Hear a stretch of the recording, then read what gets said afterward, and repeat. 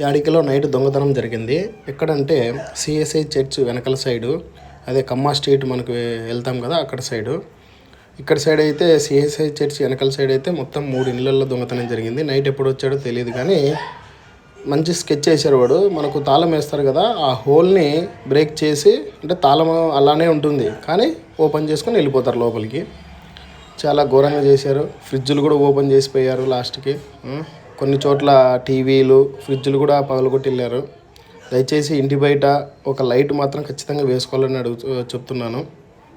ఎందుకంటే లైట్ ఉంటే దొంగతనం చేయడానికి ఆస్కారం ఉండదు. చూడండి అక్కడ ఎలా కనిపిస్తుంది చూడండి. దొంగతనం చేయడానికి ఆస్కారం ఉండదు. లైట్ ఖచ్చితంగా వేసుకోండి. 9 వాట్స్ బల్బ్ ఉంటుంది, మహా అంటే 90 రూపాయలు 100 రూపాయలు అవుతుంది. ఖచ్చితంగా వేసుకోండి. లైట్ ఉంటే వాడికి రావడానికి ఛాన్స్ ఉండదు, చూస్తారని భయం ఉంటుంది. చీకటి ఉన్న ప్రదేశంలో దొంగతనాలు జరుగుతాయి. ఇక్కడ చూడండి, ఇది సిమియోన్ అన్న వాళ్ళ ఇల్లు. అన్న వాళ్ళ ఇంట్లో ఫ్రిడ్జ్ కూడా తెరిచిపోయినారు చివరికి. చాలా ఘోరంగా చేశారు యాడికిలో. ఇంకా జాగ్రత్తగా ఉండండి, ఇంట్లో ఖచ్చితంగా ఉండండి. ఎవరైతే బయటికి వెళ్ళొద్దండి. వెళ్ళినా కూడా వాళ్ళు ఈజీగా బ్రేక్ చేస్తారు తాళం వేస్తే, చూసినారు ఇప్పుడే.